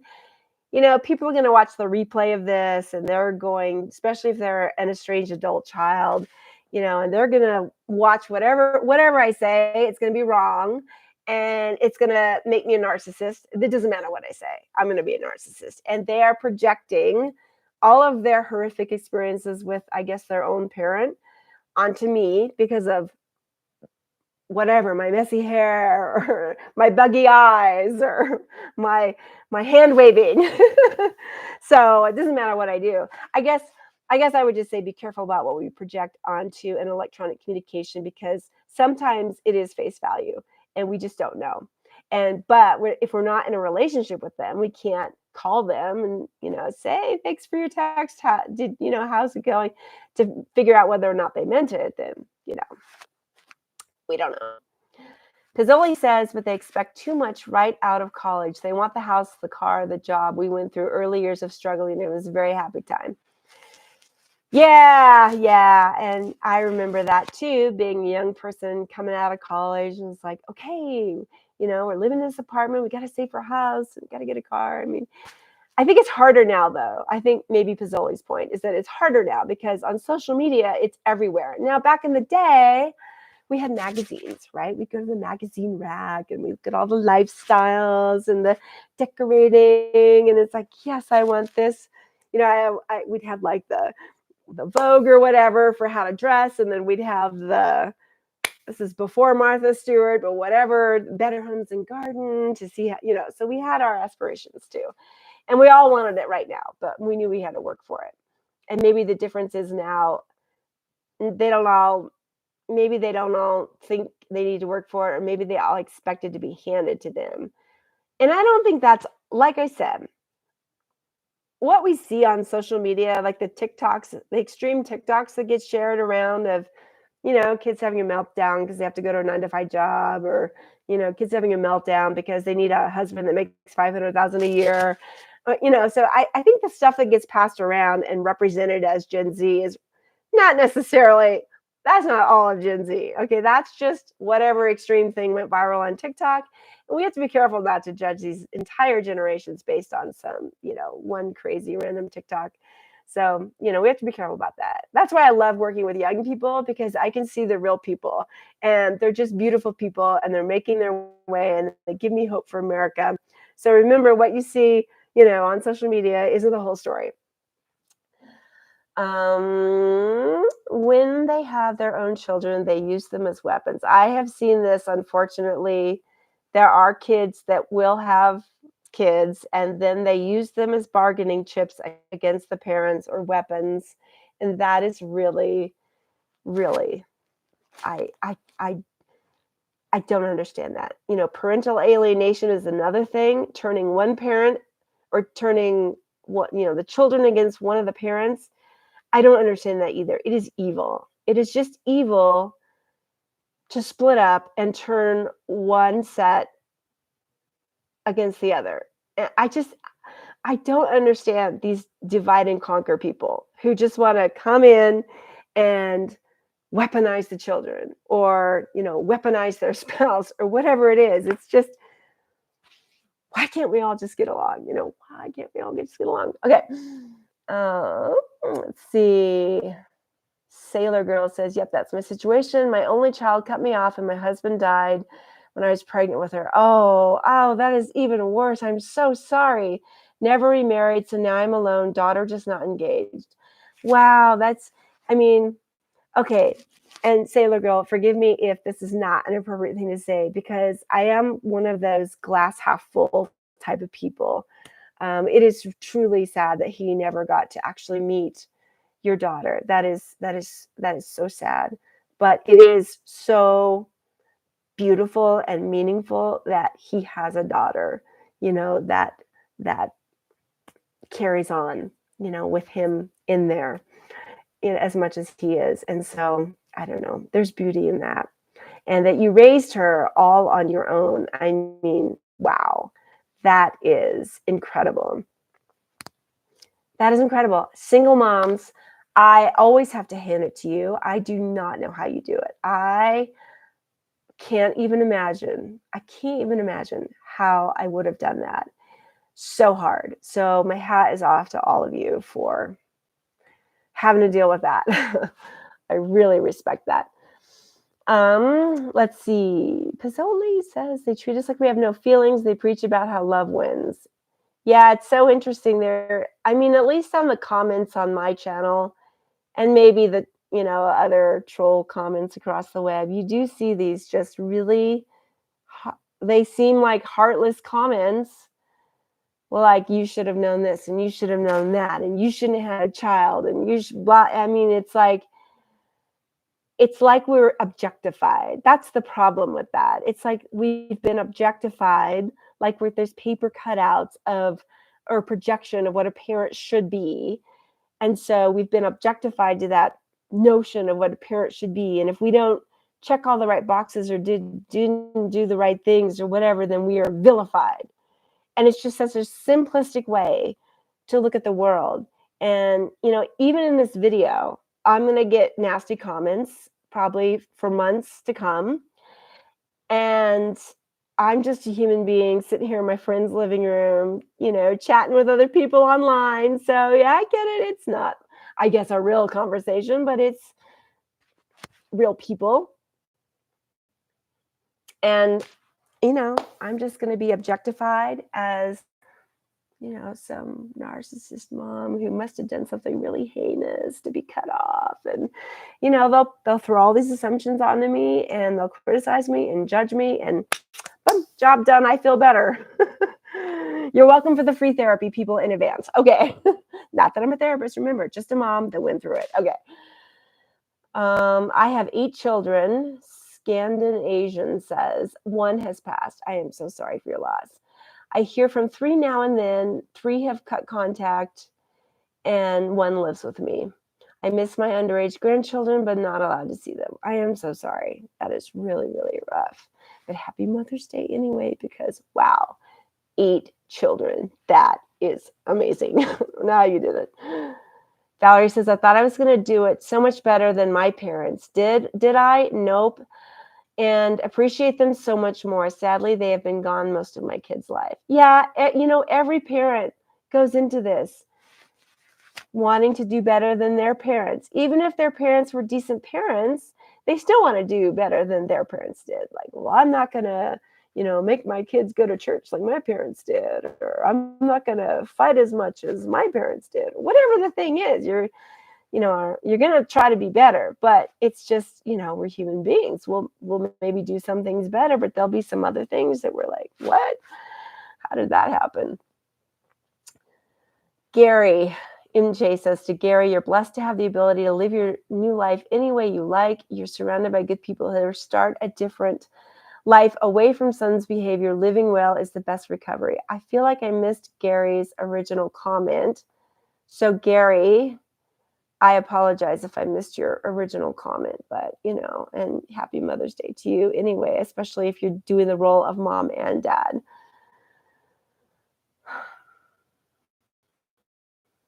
Let's see. Kirsten says, I feel bad. I've had to distance myself from my mom, but I had to because she lied to me about my autism for years and refuses to accept the reality. I wish her well, but must stay away. Well, yeah, I mean, every choice is personal. I have no idea all of the particulars of the situation, but every choice is personal. I mean, sometimes a child has to stay away because a parent is, I don't know, compromised in some way. Maybe they're mentally ill. Maybe they have an uncontrollable temper. Maybe they just can't help but criticize all the time. Maybe who knows what it is. Maybe they condone incest. I mean, I have no idea. But yeah, sometimes the parent is the narcissist, like literally clinically a narcissist. We don't know.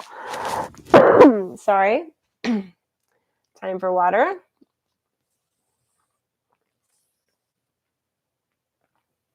It's not the high road if it's the truth, says Clara B. Wow, that's really interesting. I got to think about that one for a minute. I guess I always assumed that the high road was the truth, that that's what it meant. But I don't know. I might have to think about that one. Amy says, missing the grands is the worst. Yes. Linda says, thank you. Peggy Sue, hello. The grandchildren are the victims also. Yes. Pizzoli says you can't ruminate about it. You can ruminate for a little while, but you need to ruminate with the end in mind. And maybe ruminate is not the right word. You have to process. I think the difference between healthy processing and rumination, I think if you just ruminate forever and ever and ever and ever with no kind of resolution, that's unhealthy. But if you process, with the goal of, I need to chew this entire thing and swallow it, then it's okay. Earth Wisdom says, no, that's the only way. Nothing I did worked, and it only made it worse. Leopard Appy Girl. Oh, you're a horse person. I didn't get that right away. Leopard Appy Girl. It's like a death. You have to go through the 5 stages of grieving. Yeah, and there's a funny thing. I think I found it on Facebook somewhere. it's stages of grief. Well, it's really more like a roller coaster of grief. And there's this, if you just Google, go to Google Images and Google the roller coaster of grief, you'll get all these pictures of what grief really looks like. And it does this because it's not a neat 5 stages. But yeah, that's a helpful graphic. All right, Repent says, I just have to tell myself that having kids didn't work out for me. It's like a science experiment that went horribly wrong. Yeah, maybe it did. Well, there's probably some good moments, right? We really need to appreciate those good moments, and maybe the end result didn't turn out the way we expected, but yeah. All right, everybody heals differently. Some taking longer than others. It's all okay. Yep, NG, you are spot on. Pippa says, you're so right. It's not a conspiracy theory. Oh, okay, I think I know what I was talking about back then. I have lost my 2 cents to this. I hate everything destroying families. Tragic. So this trip, so we're on a trip, obviously, because I'm at a friend's house, but I've started reading Dr. Phil's book, We've Got Issues, and I'm probably about 2/3 the way through it right now, and highly recommend this book. Now, my impression of Dr. Phil prior to reading this book was I had seen him years ago with his talk show, and to me, I recalled it being kind of Maury Povich, where they were getting people to fight and they were all judgy on each other, and it's like, I can't watch this. It just drains me. So I didn't really have much of an impression of him, really. But this book came recommended to me, and I've been reading it, and it is just nonstop common sense from beginning to at least 2/3 of the way through. I've just gotten into the family section, and it's all that's wrong with America right now. It is all that's wrong with America. Like that video I mentioned a while back, the one I did about the epidemic estrangement that I get a lot of flack for. Well, there is a lot of that stuff in there. He hasn't tied it back to the money supply yet, but all of the rest of it is in there. And of course, Dr. Phil has a team, and he is, very well researched, and a lot of data and studies supporting what he's bringing forward in this book. So highly recommend this book. We've Got Issues. At the very least, watch some of his interviews on YouTube because he's been making the rounds lately. Watch some of his interviews on YouTube about it. And then the other book I think I mentioned earlier, I would recommend it. It's on my reading list. I'm recommending it because I've seen so many interviews of the author, Abigail Schreier, Toxic Therapy, Why the Kids Aren't Growing Up. Totally recommend this as well. Very, very good, I think. But her interviews, every time I see her interviewed, it's just like, wow, this woman is so well-researched, very credible, non-emotional. She went into the book expecting to find one thing, and she found something completely different. And I think a lot of you would enjoy it. Okay. Where are we? Okay, Amy says, I'm to the place where I'm okay, never seeing my kids again. It still hurts, but I promise that you will enjoy life again. Amy, 100%. Good for you. High fives, honestly. Good for you. That is not an easy place to get to, but it is the path to healing. It is the path to healing. And, if they show up again, great. If they don't, you're going to have a beautiful rest of your life. So that's the place you want to get to. I mean, I think that's the place a lot of people want to get to. I can't presume to know where you want to go. Okay, let me just backtrack there, but that's a nice place to want to be. I'll say that. Okay.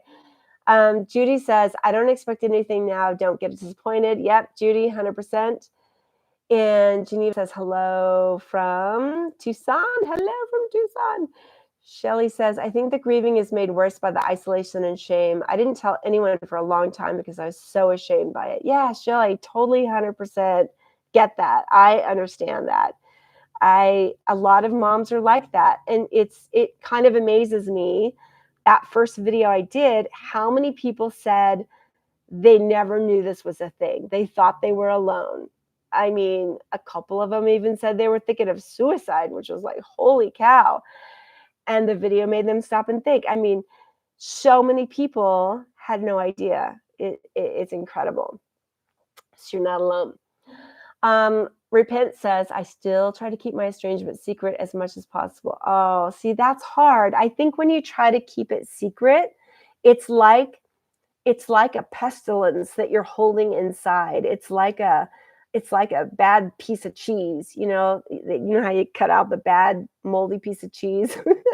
It's like a little cancer cell in there that you just really need to cut out, because if you're hiding something, if you're trying to keep it from people, it eats away at you. I mean, maybe you don't see it right away, but I think over time it affects your heart, it affects your health.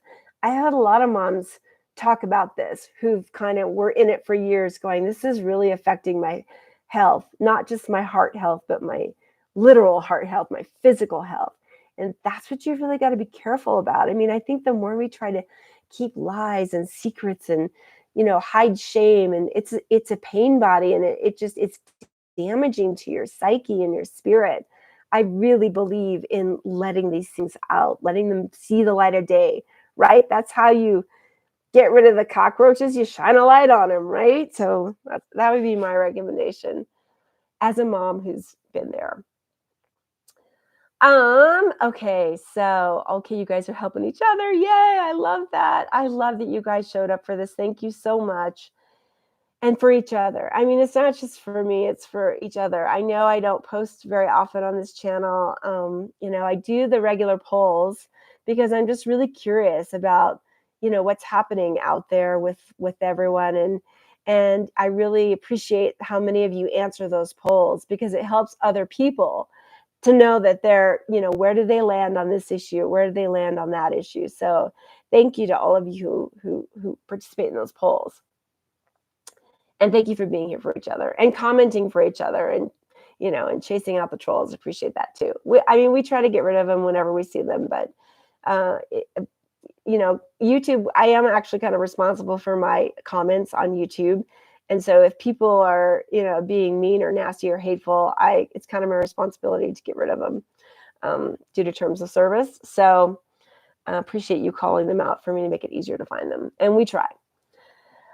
Okay, Google's Fairy Farm. Oh, Googie's Fairy Farm. Oh, what's that? I've gone through that grieving process you're talking about. Thankfully, there are no grandchildren involved. My other daughter, who does have a daughter, has made sure that I'm very involved in her life. Oh, that is awesome, Googie. That is so cool. It definitely have gratitude for that every day. It sounds like you do already.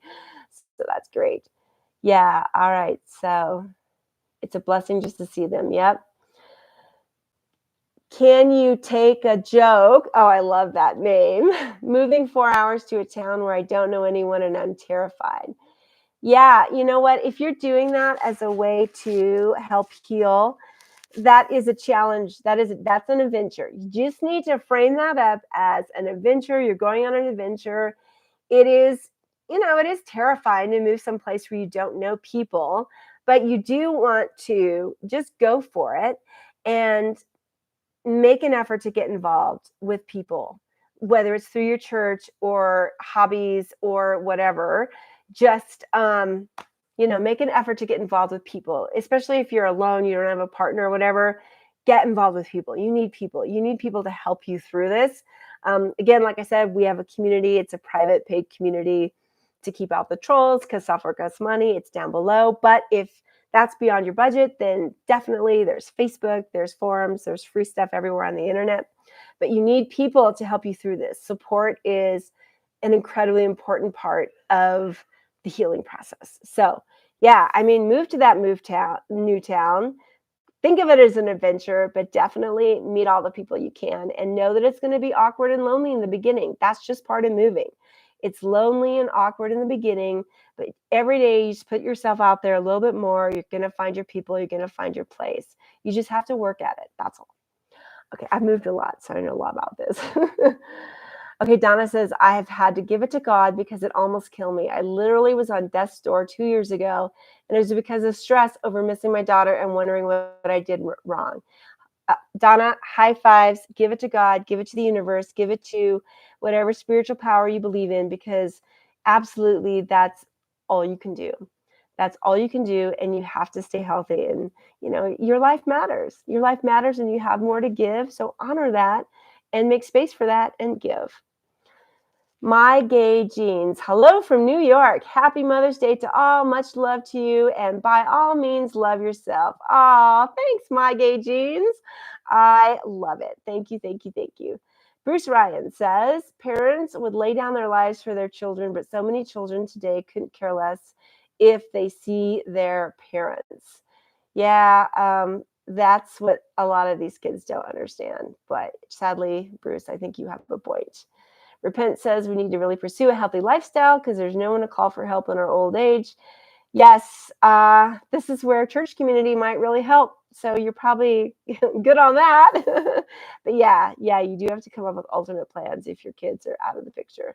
Marcia says, well, my other daughter's fine.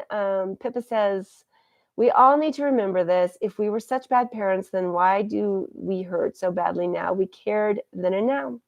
Yeah, we hurt because we cared. That's right. Good point. MG says, I don't think any of us were born for a personality contest win with no big fanfare. Reinvent yourself. You know, things you like. Stop doing traditions that bring you sadness for now. Yeah, that's a good point. Especially, you know, for example, Mother's Day. You know, you probably had a tradition of going out to brunch with the whole family or whatever it is, and you don't have that now. Come up with a new tradition. You know, I told everybody about my tradition on my daughter's birthday, which I caught a lot of flack for, is another reason to brand me narcissist. But it's my silly little thing that I go out on, you know, on her birthday. Since I'm not allowed to contact her, not allowed to send anything to her, I'm not allowed to be in her life. I just buy myself a little consolation present. Mother, she became a daughter all on the same day. And, you know, I just honor it that way. It's silly, but I do it and it helps me. And I wish her well. That's the other thing. I always say a prayer for her, if you can call it that, a meditation for her, and wish her well. Happy Mother's Day from Linda. Thank you. My adult son would not believe the truth turned on me due to others. I'm sorry, Celestial Wonders. I will have a hard time forgetting that total betrayal. Yeah, betrayal. I felt betrayed as well. Not like that. I think yours is stronger, and definitely, you know, I know of no lies. I don't know if that was happening or not. I have none of that. So I think that is a stronger betrayal when somebody is actually out there fibbing about you. So yeah, my heart goes out on that one. Donna, Pippa, wow, you just helped me with that comment. Thank you. My Gay Jeans, this is an important platform to get support and speak your mind. Thank you. Valerie, gratitude in these trying times to have food and shelter always helps me when I am down. Absolutely. When you can't have anything to be thankful about, be thankful for the chair you're sitting on, the air you're breathing, the sweater you're wearing. It can be the most modest thing. This is a really great trick when you're super like depressed or anxious. Just, I am really grateful for this fabric under my finger right now. It feels good. You know, just whatever little thing. Yeah, I'm going to have to wrap it up soon, you guys. So just giving you kind of the because okay, let me see if I can speed through the rest of what's here. Oh, I think I just lost my place. I lost my place. Oh my gosh, I feel kind of bad that I'm not going to get through all of it. No, did I do all of this? Oh my gosh, you guys, I feel terrible. Like I've missed a huge chunk of this. I am going to... Oh, this is where people are saying goodbye. Yes, goodbye. Okay. I truly dislike the term my truth. Your truth might be that 2 + 2 is 5, but your truth would be wrong. There is something wrong with the youth today. It's disturbing. #disposable parents. That's from D. Beaumont Resident. Yeah, I have to agree with you on that my truth thing. That it slightly perturbs me. You know, like your truth versus, I mean, I get it because we all see the world through our own lens. But my truth it's just like, look, there's either truth or lie. You know, it's truth or error. It's just it's true for everyone or true for, so I don't know, that my truth thing is just, yeah, it's a tough one to swallow as well. Goodness. Yeah. It's just the truth. What is the truth? And maybe we don't ever get to the truth because my recollection of the same event may be different to her, and that's probably where this term comes from. So I get it. But yeah, it's a little hard to get used to that one. Okay. Gotta run. Bye, Valerie. Okay. Woke up to a beautiful, happy Mother's Day with the most wonderful words of appreciation, but hasn't called me since, asking me to babysit for an interview over a year ago. His wife had plans and wouldn't. I am so sorry about that.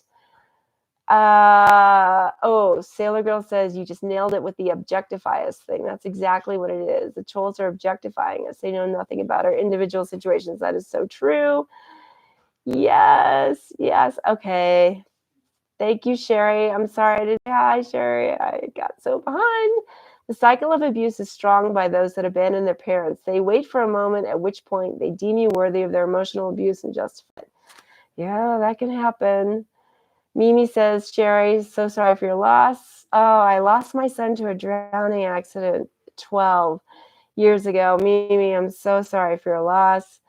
That's just awful. My husband in this situation. It's sad to see it's such an epidemic. Yeah, Desiree. So right. Yeah, that my truth thing is real. Yeah. Jackie says, I don't care anymore. After 6 years, I just tell people now that my son won't speak to me. People look at me funny and know it's not me. People know. Yeah, it is what it is. What can you do? Pamela. Hello, Pamela. What makes me sad is that I have no idea why this is happening when my youngest son, thank goodness my oldest son loves me. Yay, it's good to have something. Yeah. Oh, here we go. I'm not even going to read that. Okay. Moms, do whatever you can do to reconnect. They may die like my son did. Oh, Cherie, I'm so sorry. Okay.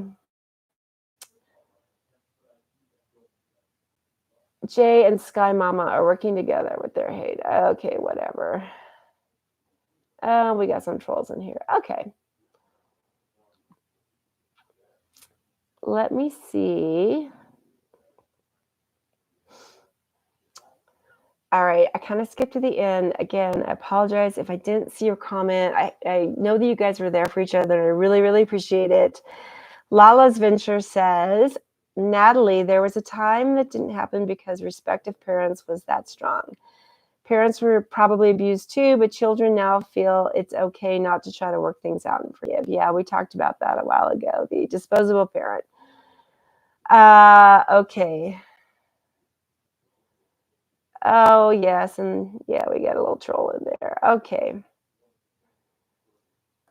Sky Mama said parents do get estranged too.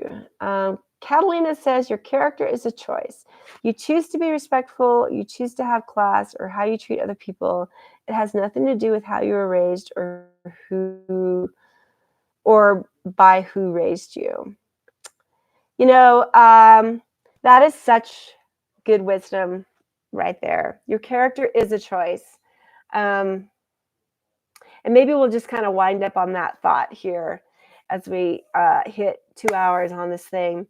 That's kind of one thing I really like about the Dr. Phil book is, and I didn't even know this about Dr. Phil. He was raised in an incredibly abusive family. Abusive dad, poor, didn't know if he was going to eat or not eat, and his father had some good things, but there were some bad things. And, Dr. Phil made a lot of choices in his life, and he chose, I think, goodness of character. He chose family. He chose religion as an anchor for, his belief system and his family. He chose to be a go-getter. He chose to be an entrepreneur. And now with this book that he's written, he's really choosing to stand out against this ideology that is gripping our nation and trying to turn it on its head. So I am really, really, really, really, again, recommend this book. And he's given me personally just a little more courage to speak out on my own channel, which seems weird for me to say, but I'm not some big rabble rouser. I'm not some big fighter. I don't like conflict. I just shared my story, got a lot of blowback, I've been trying to figure out how to deal with that ever since, and muddling my way through, just figuring it out. But yeah, we do choose. We choose. So you can be someone like Dr. Phil, beaten with a stick and whatever else. There are other stories of women who were raped and, just damaged as children, who have gone on to make beautiful choices and, forgive and move on and lead incredible lives. Okay. So yeah, you can have a lot of cruddy things happen to you, but it is a choice whether you, just make your victimhood. And I'm not diminishing any horrible thing that ever happened to anyone, because I can only imagine what it's like to have that kind of trauma in your life. But it is a choice. It is a choice to move on from that. And, this group here, this parental estrangement could be your biggest trauma. I mean, it was one of the biggest traumas of my life. Whatever. I was raised by loving parents, and I was spanked, but I wasn't beaten, and they did the best they could with what they knew. We didn't have a lot of money, but we got by, and I made choices. I tried to make a better life. Ted had challenges. He made choices. He tried to make a better life. We had kids. We tried to make them, we try to not make them, but provide for them a better life. And we did our best. They grew up, they made their choices, and here we are. So be kind to yourselves. Happy Mother's Day. Be compassionate with yourself. Do something nice for yourself as a mother, or even a father who plays the mother role. Just be kind to yourselves. Be kind to each other. Help each other in the comments. If you see trolls, let us know. We'll do our best to kind of keep the comments. YouTube already does a pretty good job. Well, YouTube does a lot of auto filtration on this channel. So there are some comments that I may never see because they've already been held. But, we'll try to keep it as supportive as possible here for y'all. So thank you so much. I really, really appreciate you being here. If there's anything you want to see in the future, put it down in the comments below. I am still trying to figure out kind of my strategy going forward. One thing we did when that video came out is we created a community, because people seem to want a community. It's a safe place. It's a troll-free place. It's small. It's quiet. It welcomes people who are, I would say, I think people who are either not extreme. Pretty much anyone who's not extreme. So, if you're too far one way or you're too far the other way, it's probably not the best place for you. But if you're kind of moderate or center or open-minded, or about all kinds of lifestyles, then it's probably a better place for you. Links down below. And then beyond that, I did trial a course, and got some really interesting results with that, and I'm kind of thinking about what to do with that going forward. But I'll let you know if something happens. All right, so y'all, thank you. Happy Mother's Day. Hugs, love, respect. Go out and enjoy the day.